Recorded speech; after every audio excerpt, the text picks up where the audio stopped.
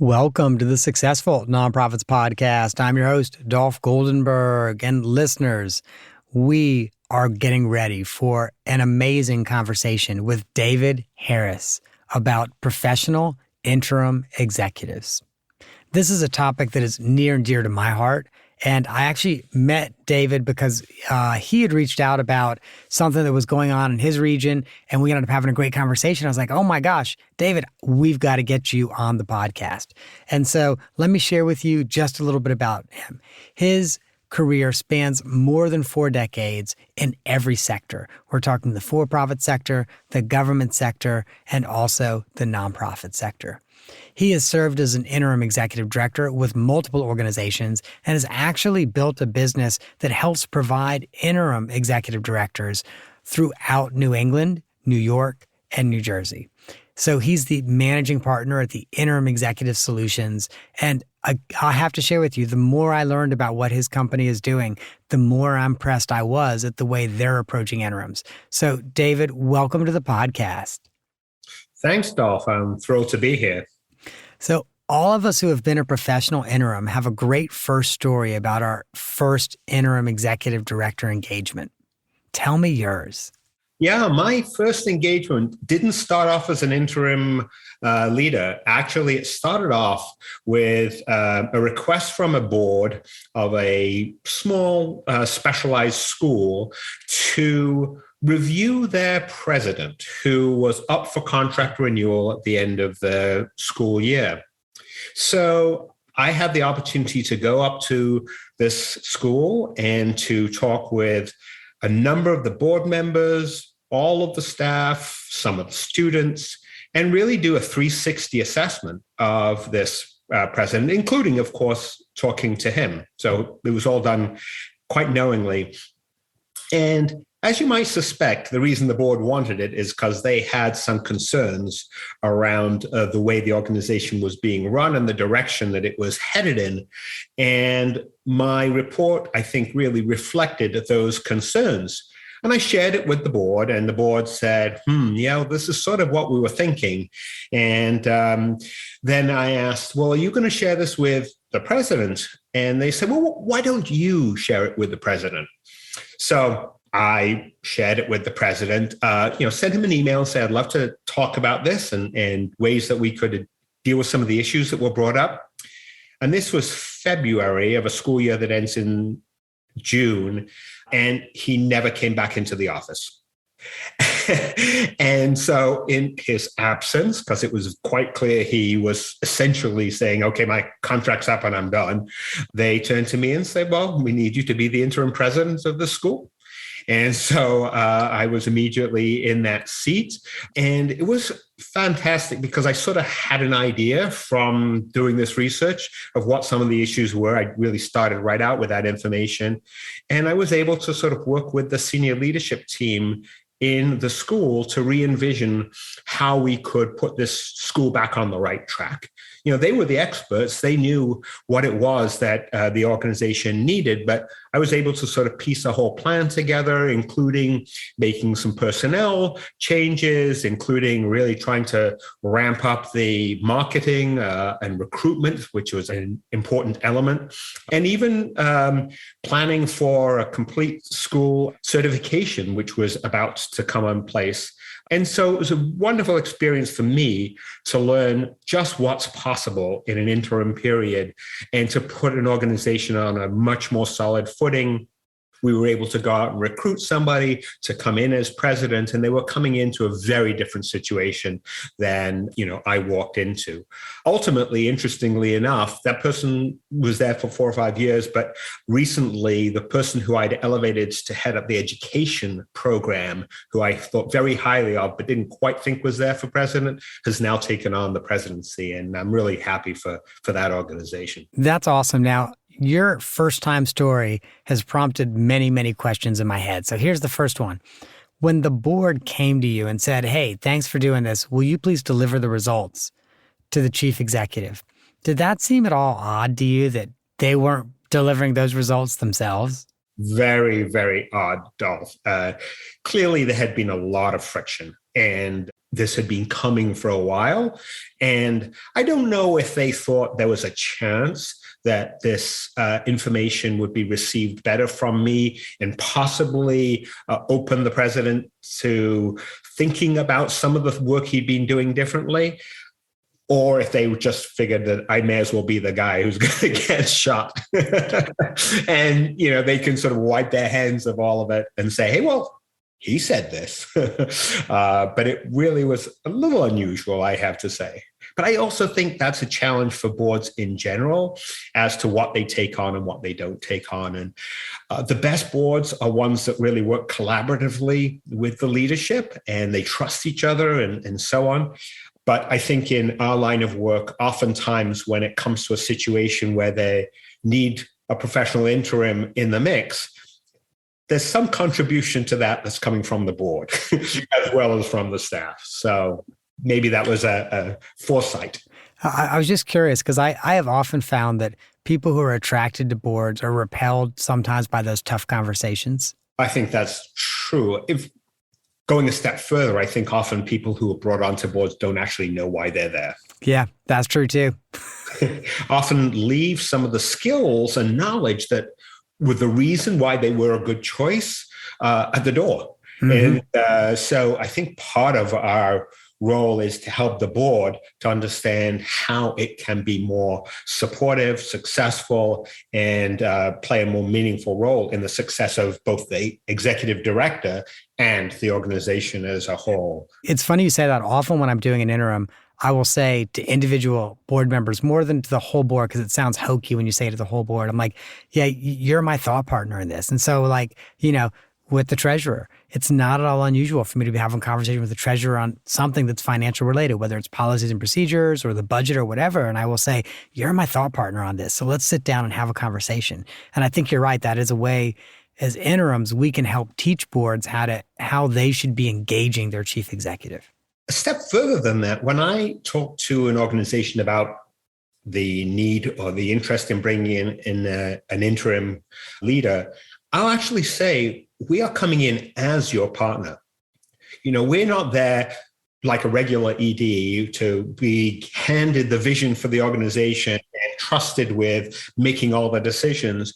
We want to partner with the board to make the right set of decisions, to put the right set of priorities in place so that when they do hire an ED, they know what's going on in their organization. They know what kind of characteristics will really help to further the vision and impact of the organization. I love that. And I often take a very similar approach where it's one of the things I love about doing an interim is, yeah, technically I'm the chief executive, but I also kind of get to step out of that role at times and just be, honest with the board and say, hey, here's what's going on and here's your role in this. You don't evaluate me next year. Here's your role in this. I think that's actually one of the things that is most powerful about having a professional interim. They really are an independent thought partner for the organization. They have no axe to grind. It's not like I'm trying to keep a job. I'm not. I'm there to tell you what I see, what I think we can do to then help execute the things that need to be executed. We do one other thing that's a little unusual, Dolph, in terms of how we approach this work is not only does my organization identify, a couple of people we think would be really good for a particular organization and allow the client to decide which one will be the best cultural fit, but we then stay engaged all the way through. Either I or one of my partners will actually stay engaged, not just with the interim, but with the board leadership, so that if, as an interim, you realize that the board needs to work maybe on some of the bylaws or some of the ways that they structure themselves in order to be more helpful, as a liaison, I can reinforce some of that. That's often been very helpful because it is hard to handle all of the multiple responsibilities of an interim leader and also be that sort of partner for the board. Yeah, absolutely. You said one thing that spurred a quick thought for me. You said, as a professional interim, you're not coming in with any axes to grind. And I agree with you 100%. One of the things I've always been struck by, though, and I think this has happened in every, if not almost every one of my interims, the people that do have axes to grind, they come and they find me really fast. Like I'm always shocked. In fact, one time, David, there was someone who literally like my very first day showed up in my office. I won't say whether it was a staff member or a board member, but showed up in my office with like a short list. Here are the 4 people you need to fire. And I was just like, well, that's not really how I approach interims. That's really interesting. I think one of the characteristics that makes for a good interim is that they are first and foremost a listener and a learner. Right. And you come into an organization with that stance because you certainly don't have the content expertise for that organization. That's all already in the organization with the business folks to try to pull it all together. But taking that stance and saying, here, I'm here to listen and learn and help and move things forward, people do find you in a hurry. And you have to listen and learn and process what's real and what isn't. Right. And so I am hoping we have a little bit of a conversation as well around managing expectations of organizations that need an interim. And so I know before we hit record, we were talking about time frame, and I mentioned to you I'm in the process of doing an interim now, and I think it's probably wrapping up, and that it's been almost a year. And you're like, yeah, that's what you all see a lot, and that's what I see a lot. But I know one of the expectations I often have to manage is oftentimes an organization will start a conversation with me about maybe being their interim and will say to themselves, yeah, we think we're going to need you for 3 or 4 months. Yes, I've had those conversations. And I guess there are legitimate times when a search is ongoing and they truly are down the path and probably 3 or 4 months is actually right. Mm-hmm. Challenge is there's only so much you can do in 3 or 4 months. You can certainly calm the waters. You can prepare the staff that new leadership is not going to look like old leadership. And they need to really think about how they can contribute so that when somebody new comes in, they see them as a valuable asset. So you can do a number of things. But when organizations are talking about, well, we're going to start a search and we're going to bring you in, I try to discourage them from starting the search immediately, because the real value we bring is in that objective assessment of the organization, which may take 4, 6, sometimes 8 weeks to fully do, depending on how large the organization, how many people you want to talk to, stakeholders and the rest. But at that point in time, that's when the real conversation about what things should we be focused on that are going to make this organization even more attractive to the next executive director. That's usually my lens. And some of those things can be done pretty quickly. Some of them take some time. And so realistically, you've got a month or 2 of assessment. You've got anywhere between 2 and 6 months of actually making those fundamental changes, or at least moving in that direction. And then you start a search, which is a 4 or 5 month process. So more often than not, we will start with 6 or 9 months in our contracts, but end up closer to a year. And I'll show you, I have this conversation with organizations all the time where it's something similar. They'll often come to me and saying, during the interim period, we know we need X, Y, or Z. And so, for example, during the interim period, they might say, we know we really need, a close look at our fundraising department, or we know we really need to revamp our financial policies and procedures.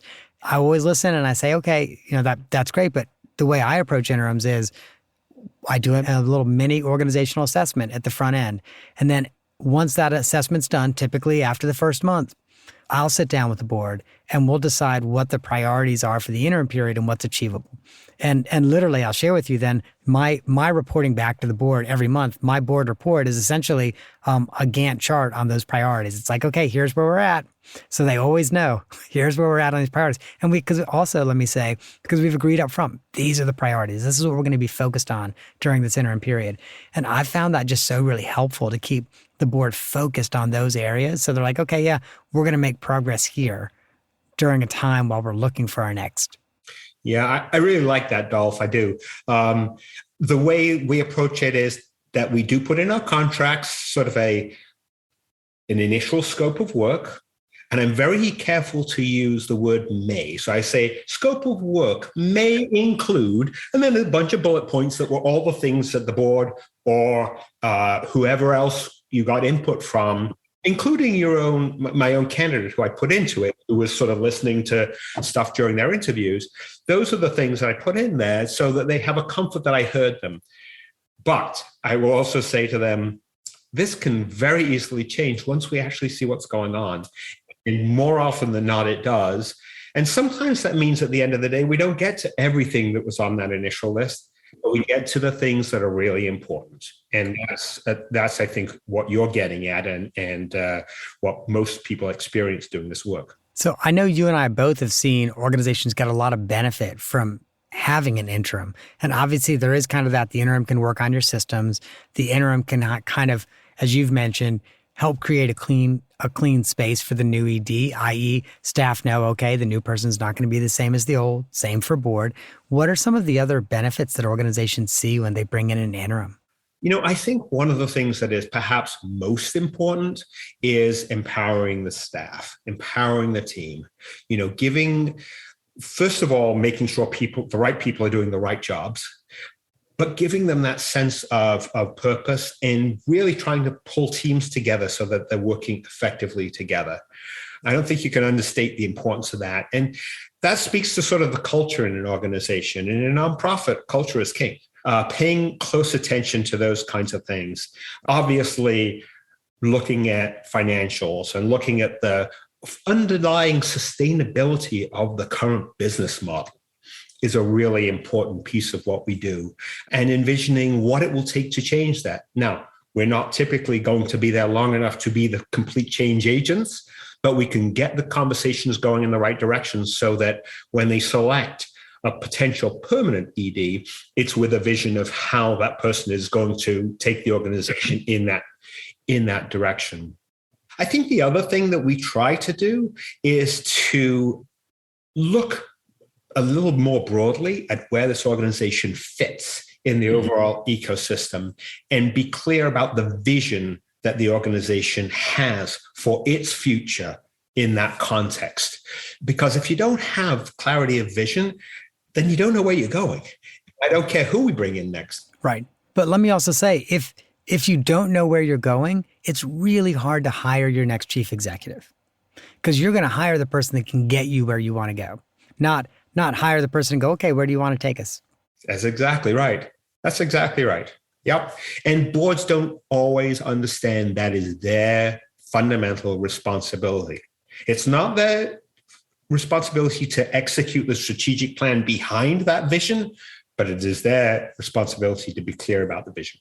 Mm-hmm. It's interesting. I've often had organizations ask me, because I also do some strategic planning. They'll ask me, they'll say, well, we're in the middle of essentially an executive transition, and should we go ahead and do our strategic plan?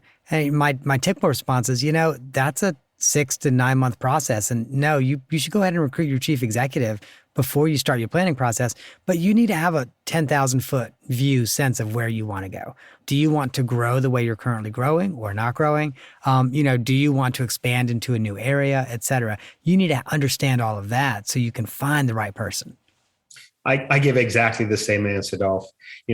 Now is not the time to put the strategic plan in place, because no ED wants to walk in to somebody else's strategic plan. They want to create their own. But again, it's out of a common vision with the board of where you're ultimately trying to go. So, yeah. And I'll share that every now and then organizations will push back on that. And so my fallback is usually this very truthful statement, which is searching for your next chief executive is a heavy lift for the board. Strategic planning is a heavy lift for the board. It is very unlikely that you have enough board members with the bandwidth to do both of those at the same time. And what's more, when your new chief executive does start, you don't want your board to be exhausted and burned out and unable to support your new chief executive. Like, why? Why would you do that? I think that's a good way of helping them to maybe see the world a little differently. Because I don't know about your experience, but oftentimes by the time an organization, especially organizations that hadn't really planned on an interim, but realized they need some professional there to help with this, it's because the board leadership are fried. They've tried to step in and fill gaps. And so they're meeting so much more often than they were, and they're dealing with so much more detail than they ever were. and they're fried. And now you're going to both take on a strategic plan and a search process. Usually they get the message. Yeah. Oh, yeah. I'll share with you the organizations who approach me and they're like, we need you to start tomorrow, which is almost never a possibility. That's not true. Tomorrow is never a possibility. Next week might be a possibility. Tomorrow is never a possibility. But so the organizations that reach out to me and say, we need you to start tomorrow are normally those organizations where exactly what you just described. Their chief executive left and the board said, oh, we're going to create an interim management committee and we're just going to manage the organization. And suddenly all these staff are pinging up to the interim management committee and funders, et cetera. And after about a month or two, they're like, we can't do our jobs and, be with our families. We need someone. And that's when they reach out like, can you start tomorrow? And I think that speaks to one of the things that people don't really fully appreciate, Dolph, in the work that we do. And that is that, oftentimes people will think, well, I just need to plug somebody into a spot, just to fill in and answer a couple of questions and deal with a couple of issues and so on. And oftentimes they'll take somebody off the board to do that, or maybe they'll ask a staff member to double up and do their job plus that. First of all, that misses a huge opportunity because you no longer have this objective outside presence who's trying to help you figure out how to make the organization better. But secondly, it's incredibly taxing on those individuals. And there are often sort of longer term consequences. I often actually advise organizations to not have someone step up and be acting for a couple of reasons. The first is there's really only one of two scenarios. Either you step up as the acting with the plan that you're going to return to your old position, whether that's COO, CFO, or whatever. It is very hard to go from being the chief executive, even on a temporary basis, who calls all the shots, to being the CFO, where all you're responsible for are the shots inside the finance office. It's really, really hard. I actually have a close friend, actually former board co-chair of mine, who is a nonprofit CFO and stepped into the acting role for about a year. And when he stepped back down to the CFO role, I asked him how it was, and he goes, oh, this is horrible. He's like, I almost feel like I need to raise my hand to go use the bathroom. And like, did you feel that way before? And he goes, no, but I just used to have so much freedom as the chief executive, and now I don't.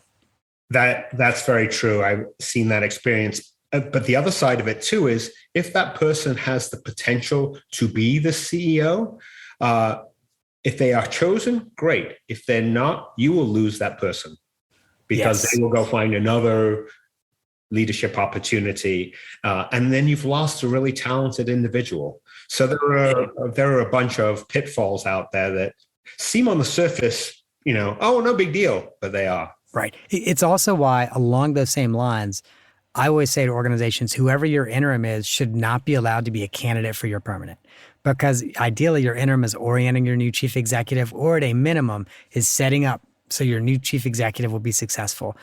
You cannot allow someone to apply for your chief executive position while serving as your chief executive and then say to them, oh, we've loved you, but sorry, we chose someone else. And actually expect that they are, no matter how good of a human being they are, that they are going to actually do a great job of orienting the new chief executive. Absolutely agree with you. Absolutely agree. And it's one of the things that I use as criteria for people who join my organization as associates. So these are all people who sort of had their careers and have been successful, but don't want to carry another organization for 5 or 10 years. But it is my key question. Would you be interested if the right opportunity came along? And, they're pretty clear that, no, they've been there and done that. And now they want to really make a difference and give something back. Yeah.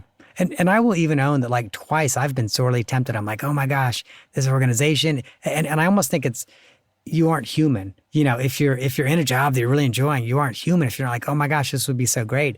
But I've always had to take the step back. And it's especially hard when boards are like, oh, but why won't you take it? But I've always had to take the step back and say, no, that's not how this is supposed to work. I'm supposed to go away.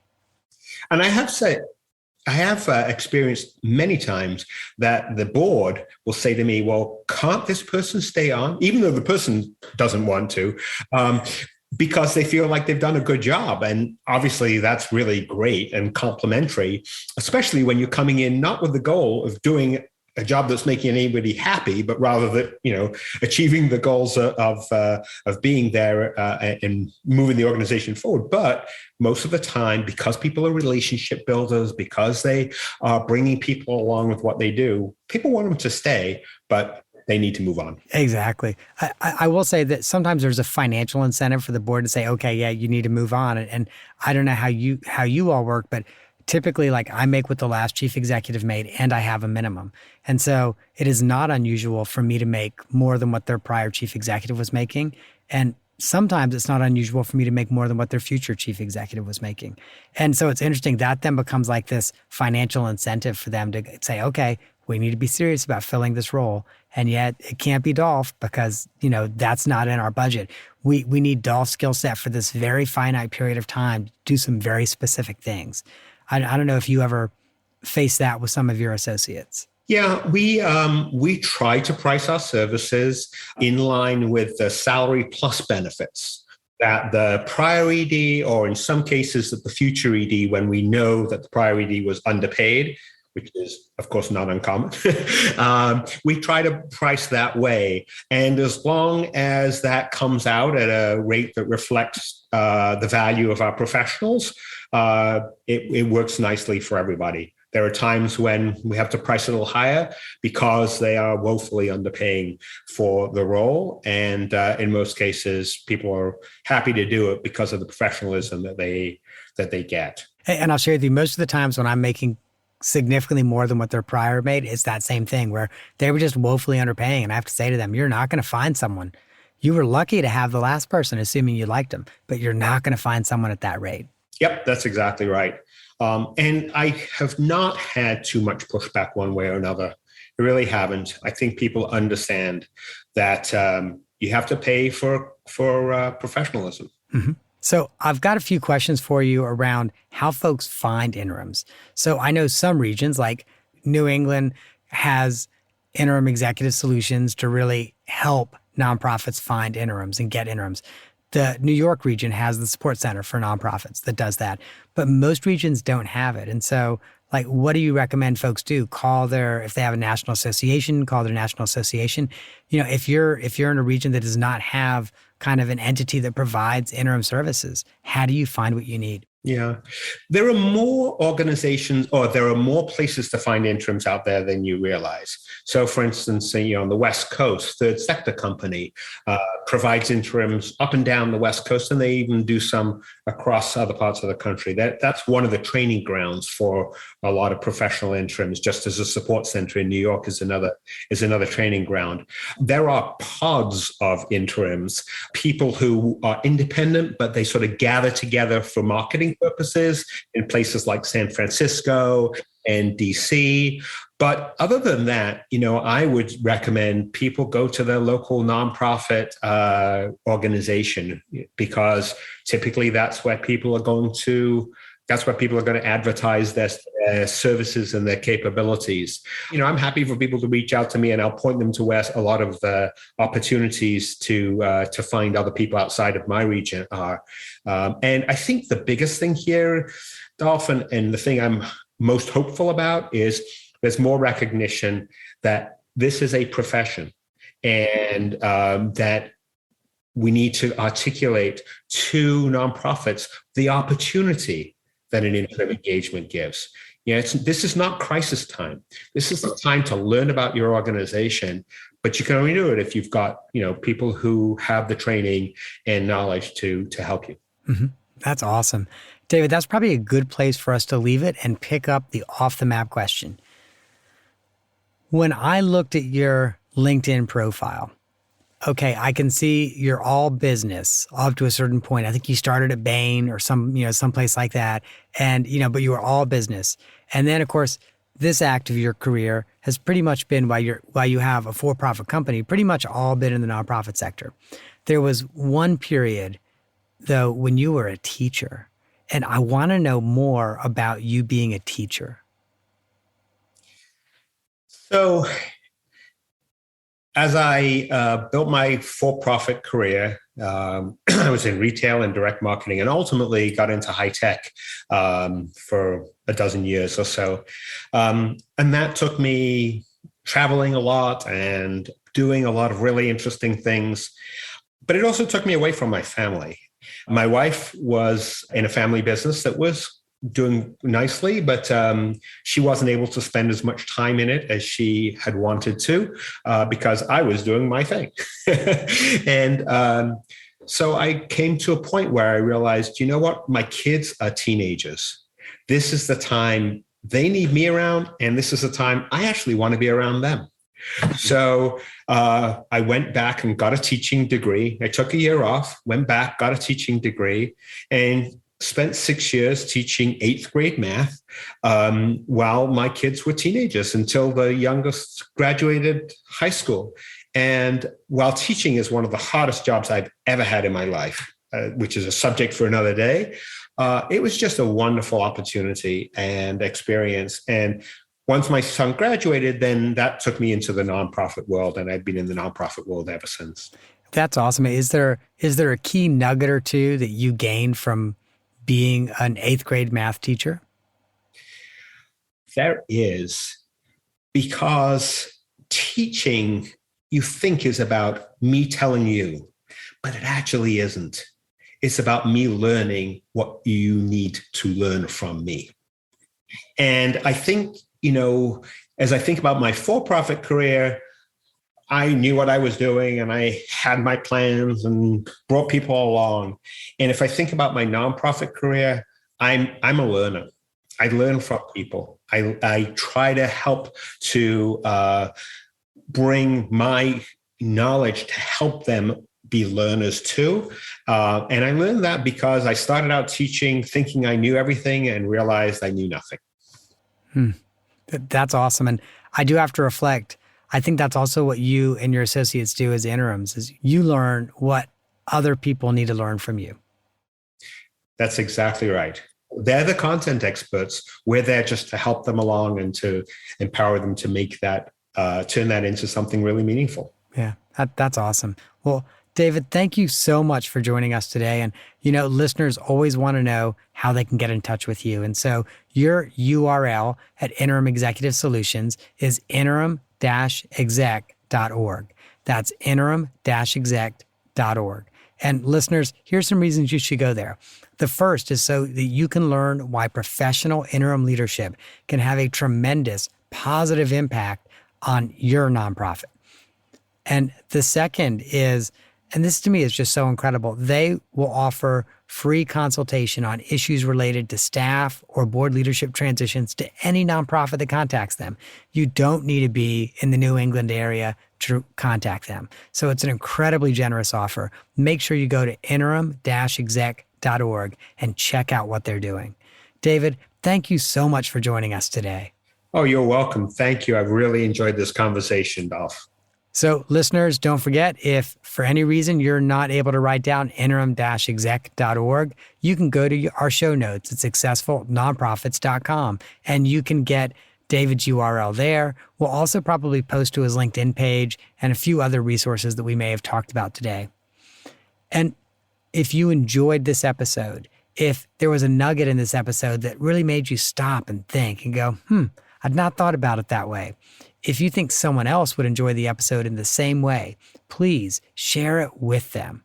And after you've shared it with them, there are 2 other episodes I think you might enjoy. The first is Preparing Your Nonprofit for a New Executive Director. That's episode 147.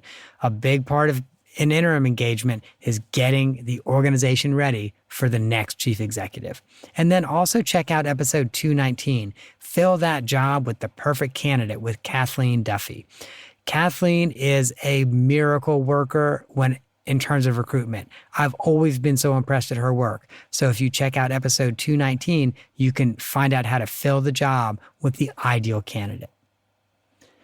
That, listeners, is our show for this week. I hope that you have gained some insight to help your nonprofit thrive in a competitive environment. And the lawyers make me tell you, I'm not an accountant, nor am I an attorney, and neither I nor the Goldenberg Group provide tax, legal, or you got it, accounting advice. This show is for informational purposes only and should not be, guess what, relied on for tax, legal, or accounting advice. Please, please, if that's what you need, do not rely on podcasts. Do not rely on blogs. Do not rely on the internet. Go out and find a licensed, qualified professional that can provide the tax, legal, or accounting advice that you need. And if you're not sure who to reach out to, you can always reach out to me. I will help you figure out what type of professional you should be talking to. And if I know someone, I'm happy to connect you.